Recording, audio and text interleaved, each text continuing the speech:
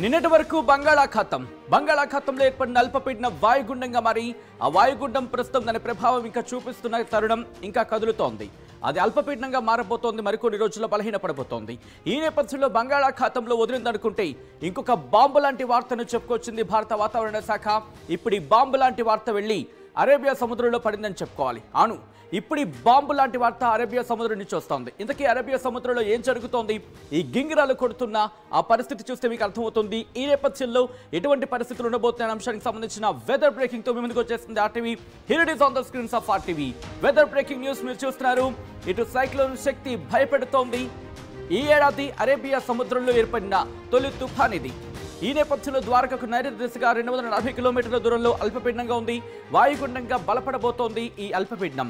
ఆ తర్వాత తీవ్ర వాయుగుండంగా మారబోతోంది, తుఫానుగా మారి అవకాశం ఉంది. మరికొద్ది గంటల్లో అంటూ కూడా వాతావరణ శాఖ అంచనాలున్నాయి. రాబోయే 24 గంటల్లో తీవ్ర తుఫానుగా మారే అవకాశం ఉంది. ఈ సైక్లోన్ కు శక్తి అనే పేరు సూచించింది శ్రీలంక. భయపెడుతోంది సైక్లోన్ శక్తి తుఫాను. ఈ నేపథ్యంలో ప్రస్తుతం సైక్లోన్ శక్తి ఎక్కడ ఉంది, ఏ ఏ ప్రాంతాల మీద ప్రభావం చూపించబోతోంది, దాని ప్రభావం మన తెలుగు రాష్ట్రాల మీద ఉండే అవకాశం ఉందా? ఎందుకంటే అరేబియా సముద్రంలో వచ్చిన తొలి తుఫాన్ ఇది ఈ ఏడాదికి సంబంధించి. సో ఈ క్రమంలో ఎటువంటి ఇంపాక్ట్ ఉండబోతోంది? ఇటు మన తెలుగు రాష్ట్రాల మీద దీని ప్రభావం ఏమైనా ఉండబోతోందా? ఈ ప్రభావం ఏ రాష్ట్రాల మీద ఎక్కువగా ఉంటోంది? ఇది కేవలం భారతదేశానికి మాత్రమే పరిమితమా, లేకపోతే మిగిలిన దేశాలకు సంబంధించి కూడా ఇది ఇబ్బంది పెట్టే అవకాశం ఉందా? ఎందుకంటే బంగాళాఖాతంలో ఏర్పడింది అనుకోండి, దాని డైరెక్షన్ దాదాపుగా మనకి భారతదేశం మీద ఎక్కువగా ఉంటుంది. కానీ అరేబియా సముద్రంలో కనుక ఏర్పడితే దాని ప్రభావం కేవలం భారత్ మీదే కాదు, చుట్టుపక్కల ఉన్న పాకిస్తాన్ కావచ్చు, మిగిలిన దేశాల మీద కూడా ఇంపాక్ట్ చూపించే అవకాశం ఉంది. సో ఈ నేపథ్యంలో అంటే అఫ్కోర్స్ హిందూ మహాసముద్రానికి వచ్చిన క్రమంలో శ్రీలంక కూడా ఉన్నప్పటికీ కూడా బంగాళాఖాతం ఇంపాక్ట్ ఉంటే కనుక బంగాళాఖాతంలో ఒకవేళ ఏమైనా ఇబ్బందికర వాతావరణం ఉంటే శ్రీలంక మీద ఉంటుంది. అరేబియా సముద్రంలో ఏర్పడింది అనుకుందాం, ఇది దాదాపుగా మనకి ఒక విధంగా చెప్పాలంటే వెస్ట్ ఏషియాకు సంబంధించి ఇంపాక్ట్ చూపించే అవకాశం ఉంది. వెస్ట్ అలాగే నార్త్ వెస్ట్కి సంబంధించి ఏషియాకి సంబంధించి నార్త్ వెస్ట్ ఈ ఏషియన్ కంట్రీస్ మీద ఇంపాక్ట్ చూపించే అవకాశం ఉంటుంది. సో ఈ క్రమంలో భారత వాతావరణ శాఖ ఏం చెబుతోంది? అట్ ద సేమ్ టైం ప్రస్తుతం సైక్లోన్ శక్తి ఎక్కడ ఉంది, ఎలా ఉంది, దాని ప్రభావం ఏ విధంగా ఉంటుందనేది ఇప్పుడు ఒకసారి మనం మాట్లాడుకునే ప్రయత్నం చేయబోతున్నాం. మీరు చూడొచ్చు, ఇదిగో ఇది భారత వాతావరణ శాఖ శాటిలైట్ మ్యాప్స్ ద్వారా నేను మీకు చూపించే ప్రయత్నం చేస్తున్నాను. మీరు చూడొచ్చు సైక్లోన్ శక్తి ఎక్కడ కేంద్రీకృతమై ఉంది అనేది. మీరు చూస్తే కనుక ఇదిగోండి, కాస్త జూమ్ చేసి చూపించే ప్రయత్నం చేస్తున్నాను. ఇదిగోండి, గుజరాత్కి సంబంధించి ఇంపాక్ట్ ఉంది. ఆ తర్వాత రాజస్థాన్ వరకు ఉన్నప్పటికీ కూడా పాకిస్తాన్ కరాచీ మీద కూడా దీని ఇంపాక్ట్ ఉంది. కొద్దిసేపటి క్రితం మనం మాట్లాడుకున్నట్టుగా ఒకసారి మీరు ఇక్కడ చూడొచ్చు ఎటువంటి ఇంపాక్ట్ ఉందనేది. ఎందుకంటే ఒకసారి ఓకే, ఇదిగోండి మీరు చూస్తే ఇప్పటికే మనకి ఈ సైక్లోన్ శక్తి ఇది మన వాయుగుండం. అంటే ఇది కాస్త బలహీనపడుతోంది. ఇది మనకి కాస్త రాంచీ అంటే బీహార్ కావచ్చు, లేకపోతే దాంతోపాటు ఇటు వెస్ట్ బెంగాల్ కావచ్చు, దాంతోపాటు ఒడిస్సా, ఇటువైపు మీద జార్ఖండ్, ఒడిస్సా, ఈ ఛత్తీస్గఢ్ వీటి మీద ప్రభావం ఉన్న పరిస్థితి మనం చూస్తున్నాం. ఇది ఇంకా బలహీనపడుతోంది. ఇది కాస్త బలహీనపడి వాయుగుండం నుంచి అల్పపీడనంగా మారి ఆ తర్వాత అది బలహీనపడే అవకాశం. బట్ ఈ క్రమంలోనే ప్రస్తుతం ఇటు అరేబియా సముద్రంలో ఈ ఏడాది ఏర్పడిన తొలి తుఫాన్ ఇది. దీని ఇంపాక్ట్ మీరు చూడొచ్చు. ఇక్కడ దాదాపుగా మనకి రాజస్థాన్కి సంబంధించి జైసల్మేర్, జోధ్పూర్ వరకు కూడా ఇంపాక్ట్ ఉంటే, ఇక్కడ పాకిస్తాన్ కరాచీ మీద కూడా దీని ఇంపాక్ట్ ఉంది. ఇటు గుజరాత్కి సంబంధించి మనకి ఇంపాక్ట్ కనిపిస్తుంది. దాదాపుగా అహ్మదాబాద్ వరకు కూడా దీని ఇంపాక్ట్ ఉందంటే కనుక అర్థం చేసుకోవచ్చు. కాస్త ఈ ద్రోణుల ప్రభావం మహారాష్ట్రతో పాటు మధ్యప్రదేశ్ వరకు కూడా కనిపిస్తున్నప్పటికీ ఈ ప్రభావం మాత్రం మనకి గుజరాత్ మీద ఎక్కువగా ఉంది. కాస్త ఇటు రాజస్థాన్ వరకు కూడా మనకి కంటిన్యూ అవుతున్న పరిస్థితి. బట్ మేజర్గా గుజరాత్ కోస్టల్ ఏరియాస్లో ఇంపాక్ట్ ఉంటే కరాచీ మీద తీవ్రమైన ప్రభావం చూపించబోతుంది అందులో ఎటువంటి అతిశయోక్తి లేదు. సో ఈ క్రమంలో భారత వాతావరణ శాఖ ఏమంటోంది? కొద్దిసేపటి క్రితం మనం మాట్లాడుకున్నట్టుగా ఇది గుజరాత్కి మాత్రమే ముప్ప, లేకపోతే ఇటు పాకిస్తాన్కి వెళ్ళే అవకాశం ఉందా? ఇటు మరి ముఖ్యంగా మాట్లాడుకున్న క్రమంలో తప్పించుకునే అవకాశం కనిపిస్తుందా? గుజరాత్ దీని నుంచి తప్పించుకునే అవకాశం ఉందా? ముప్పు నుంచి తప్పించుకోబోతుందా అనేది ఒక్కసారి చూసే ప్రయత్నం చేద్దాం. ఒక్కసారి నేను మీకు ఈ మ్యాప్లో చూపించే ప్రయత్నం చేస్తున్నాను. జస్ట్ కొద్దిసేపటి క్రితం మనం మాట్లాడుకున్నట్టుగా ఒక్కసారి ఈ మ్యాప్ని చూడండి. ఈ మ్యాప్ని చూస్తే మీకు అర్థమవుతుంది దాని ఇంపాక్ట్ ఏ స్థాయిలో ఉంది అనేది. ఇదిగోండి, మనం మాట్లాడుకుంటే కనుక గుజరాత్ మీద ఉంది, కరాచీ మీద కూడా దీని ప్రభావం కనిపిస్తోంది. గుజరాత్లోని కోస్టల్ ఏరియాస్ మీద మనకి క్లియర్ కట్గా కనిపిస్తోంది. సో చూసారుగా, ఇది మన ఇండియన్ మ్యాప్. ఇదంతా కూడా ఇది గుజరాత్కి సంబంధించి మధ్యప్రదేశ్, మహారాష్ట్ర, రాజస్థాన్, ఇది పాకిస్తాన్ కరాచీ. ఇక్కడ మీరు చూడొచ్చు దాని ఇదే సైక్లోన్ శక్తి ప్రస్తుతం ఇక్కడ కేంద్రీకృతమై ఉంది ఇటు అరేబియా సముద్రంలో. ఎలా ముందుకు వెళ్ళబోతుంది అనేది డీటెయిల్గా ఈ సైక్లోన్ ఇన్ఫర్మేషన్లో చూసే ప్రయత్నం చేద్దాం. ఇదిగోండి, కాస్త నేను జూమ్ చేసి చూపించే ప్రయత్నం చేస్తాను. ఇదిగోండి, డీటెయిల్గా ఒకసారి ఇన్ఫర్మేషన్ చూపించే ప్రయత్నం చేస్తా. ఇదిగోండి, cyclonic storm Shakti, pronunciation Shakti over north east Arabian sea అంటూ కూడా చెప్పుకొచ్చిన సందర్భం. ఈ డీప్ డిప్రెషన్ అంటే ఈ వాయుగుండం నార్త్ ఈస్ట్కి సంబంధించి north east Arabian sea moved north వెస్ట్వర్డ్స్ with speed of 8 km/h during last 6 hours అంటూ చెప్తున్న సందర్భం.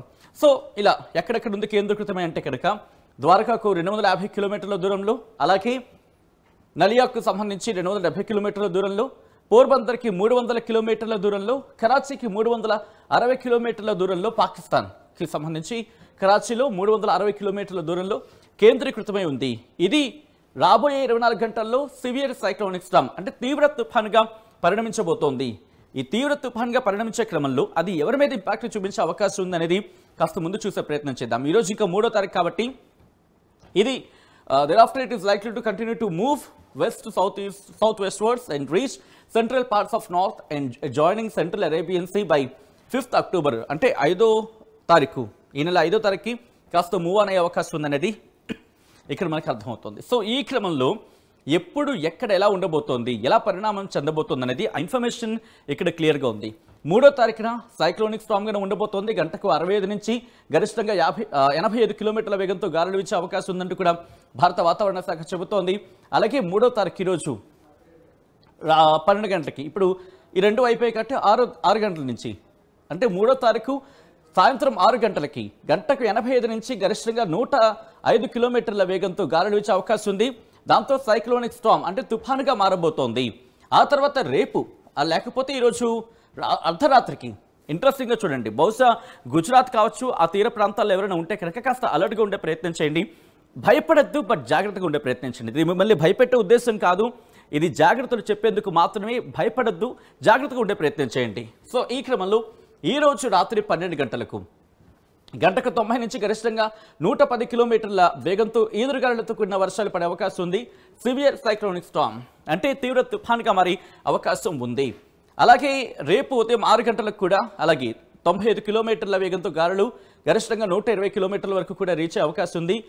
దాదాపుగా మనకి 4వ తారీఖున 5వ తారీఖు ఉదయం 6 గంటల వరకు కూడా చూసుకుంటే 90 కిలోమీటర్ల నుంచి గరిష్టంగా 125 కిలోమీటర్ల వేగంతో ఈదురుగాలులతో కూడిన వర్షాలు. రేపు కూడా కాదు, 5వ తారీఖు సాయంత్రం 6 గంటల వరకు కూడా. కానీ గమనిస్తే కనుక మీరు 5వ తారీఖు ఉదయం 6 గంటల వరకు కూడా గాలి వేగం గట్టిగా ఉండబోతోంది.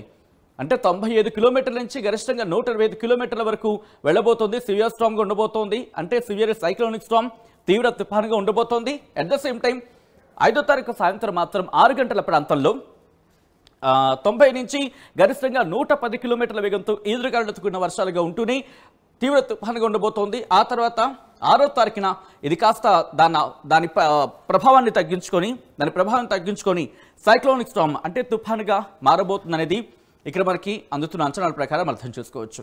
సో ఇక్కడి నుంచి కాస్త ముందుకు వెళ్ళే ప్రయత్నం చేస్తున్నప్పుడు ఇదంతా ఇన్ఫర్మేషన్. ఇది మీరు చూస్తే ఇక్కడ డీప్ డిప్రెషన్, ఇదిగోండి డీప్ డిప్రెషన్కి సంబంధించి ఇక్కడ ఎటువంటి పరిస్థితి ఉందనేది. డీప్ డిప్రెషన్ ప్రస్తుతం ఇక్కడ కేంద్రీకృతమై ఉంది. దాని ఇంపాక్ట్ మనం చూడొచ్చు. కొద్దిసేపటి క్రితం మనం క్లియర్గా చూసాం ఇది. సో అక్కడి నుంచి ప్రస్తుతం ఇది మనకి ఇంపాక్ట్ చూపించింది కదా. వాయుగుండం అల్పపీడనం కాస్త వాయుగుండంగా మారింది. ఆ వాయుగుండం కాస్త అల్పపీడనంగా మళ్ళీ బలహీనపడి అది మూవ్ ఆన్ అయిపోతున్న పరిస్థితి. ఇది బంగాళాఖాతానికి సంబంధించిన విజువల్. ఇది ఇక్కడి నుంచి ఇదిగోండి, ఇది మనకి క్లియర్గా అంతగా కనిపించట్లేదు కానీ బట్ దాని డైరెక్షన్ మాత్రం మనకి ఇక్కడ అర్థమవుతోంది ఎలా ఇంపాక్ట్ చూపించబోతుంది అనేది. ఇటు గుజరాత్ కోస్టల్ ఏరియాస్ మీద కాస్త ఇంపాక్ట్ చూపించబోతుంది. ఎక్కడెక్కడ అనేది నేను ఆ రిపోర్ట్ని కూడా చూపించే ప్రయత్నం చేస్తాను. దాని డైరెక్షన్ మీరు చూడొచ్చు. ఇక్కడ స్టార్ట్ అయింది, తర్వాత ఇటువైపు వెళ్ళింది. అంటే వాయువ్యం వైపు వెళ్ళింది, వాయువ్యం నుంచి ఉత్తరం వైపు వెళ్ళింది, మళ్ళీ ఉత్తరం నుంచి ఈశాన్యం వైపు వెళ్ళింది, ఈశాన్యం నుంచి అలా కదులుతూ అక్కడి నుంచి ఈశాన్యం నుంచి మళ్ళీ తూర్పుకు వచ్చింది, తూర్పు నుంచి మళ్ళీ నైరుతి వైపు వచ్చింది, ఆగ్నేయ వైపు వచ్చింది, ఆగ్నేయ వైపు కదులుతూ కదులుతూ కదులుతూ మళ్ళీ తూర్పు వైపు వెళ్ళిన సందర్భం, తూర్పు నుంచి మళ్ళీ ఈశాన్య వైపు కదిలింది, ఈశాన్య నుంచి మళ్ళీ మెల్లిగా దాన్ని ఆ రూట్ని అలా కంటిన్యూ అయ్యే అవకాశం ఉందంటూ కూడా అంచనాలు అయితే ఉన్నాయి. మీరు చూడొచ్చు ఎంత డైరెక్షన్ తన మార్చుకుంది అనేది సైక్లోన్ శక్తి అనేది.